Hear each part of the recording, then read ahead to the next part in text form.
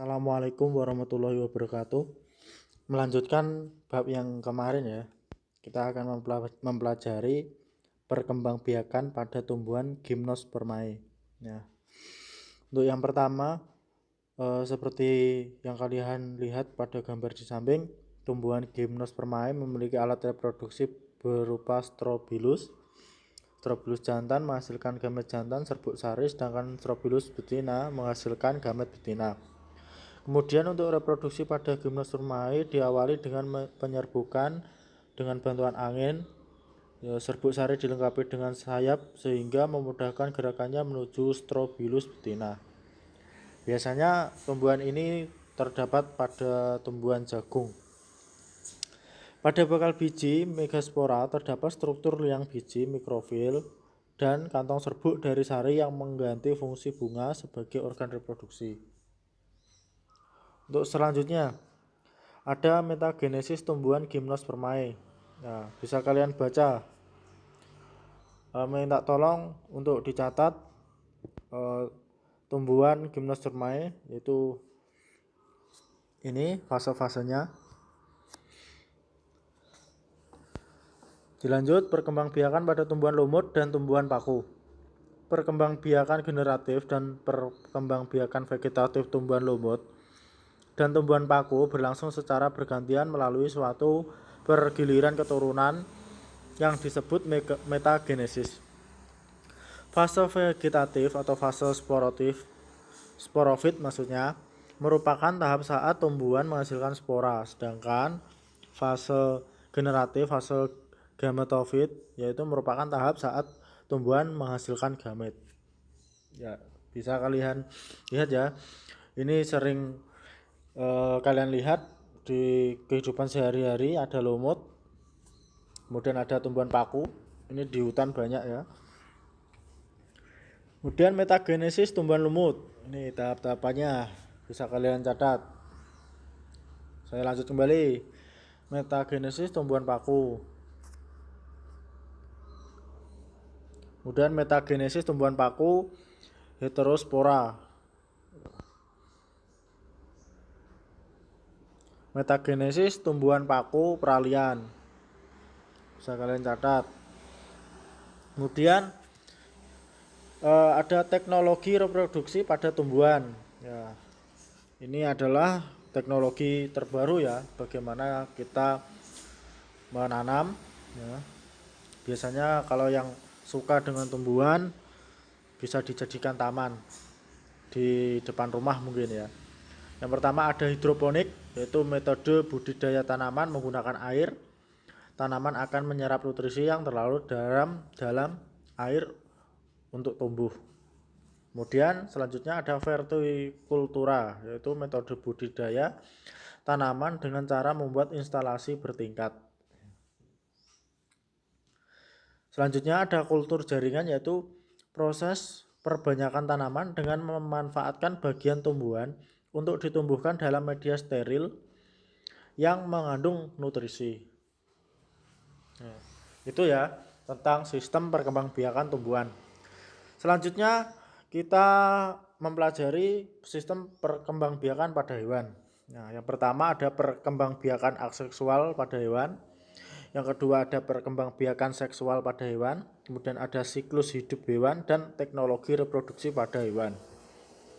Nah, yang pertama perkembangbiakan aseksual pada hewan, yaitu yang pertama adalah pertunasan, yaitu pertunasan ditandai dengan munculnya tunas berupa tonjolan pada tubuh induknya. Contohnya ada pada hewan hidra dan obelia. Kemudian ada fragmentasi. Fragmentasi yaitu cara perkembangbiakan aseksual menggunakan fragmen atau potongan tubuhnya. Contohnya pada planaria. Kemudian partenogenesis, yaitu peristiwa perkembangbiakan sel kelamin betina menjadi individu baru tanpa melalui pembuahan. Contohnya pada lebah dan kecoa. Perkembangbiakan seksual pada hewan, yaitu perkembangbiakan secara seksual terjadi melalui proses perkawinan atau hewan jantan dengan hewan betina sehingga terjadi fertilisasi. Fertilisasi merupakan peleburan inti sel sperma dan sel telur. Fertilisasi antara sel sperma dan ovum akan menghasilkan zigot yang akan berkembang menjadi embrio. Kemudian ada fertilisasi pada vertebrata dapat terjadi secara internal dan eksternal. Berdasarkan cara perkembangan dan kelahiran embrionya, hewan yang berkembang baik secara seksual dibagi menjadi 3 jenis, yaitu ovipar, vivipar, dan ovovivipar. Ya.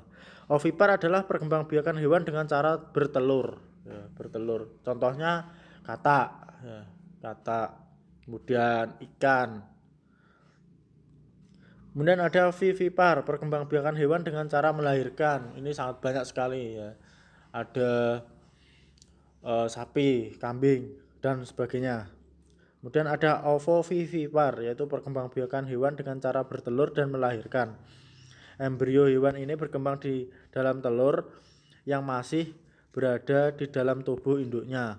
Setelah cukup umur, embrio akan menetas dan keluar dari tubuh induknya seperti melahirkan. Gitu. Ya, ini contohnya seperti apa ya? Ya katak ya.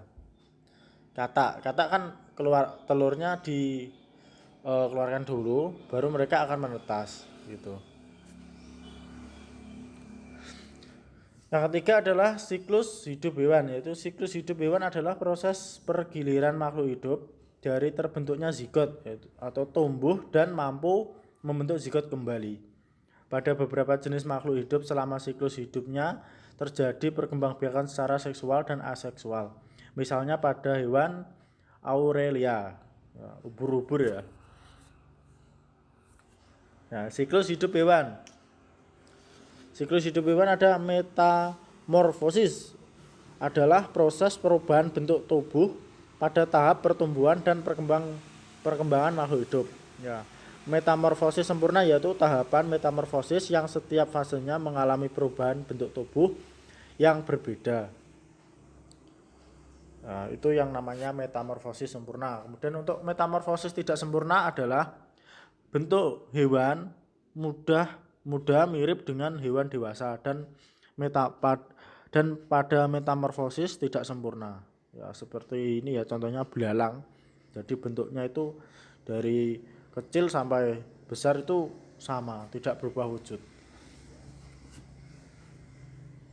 Kemudian teknologi reproduksi hewan, ada inseminasi buatan, yaitu inseminasi buatan atau kawin suntik ya. Sering kalian lihat ya, sekarang kalau orang sekarang itu kalau sapi di rumah jarang ya dikawinkan antara sapi dengan sapi.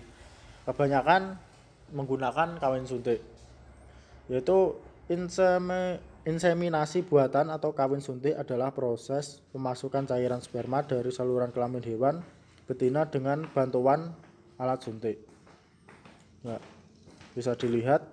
Kemudian yang kedua ada cloning. Cloning merupakan cara reproduksi hewan untuk memperoleh keturunan yang identik dengan induknya dengan memasukkan inti sel donor ke dalam sel telur induk yang telah dihilangkan inti selnya. Ya, ini jadi cloning. Untuk di Indonesia masih belum bisa. Kalau di Cina itu sudah bisa teknologinya. Ya, cukup di sini pembelajaran kita hari ini. Terima kasih. Wassalamualaikum warahmatullahi wabarakatuh.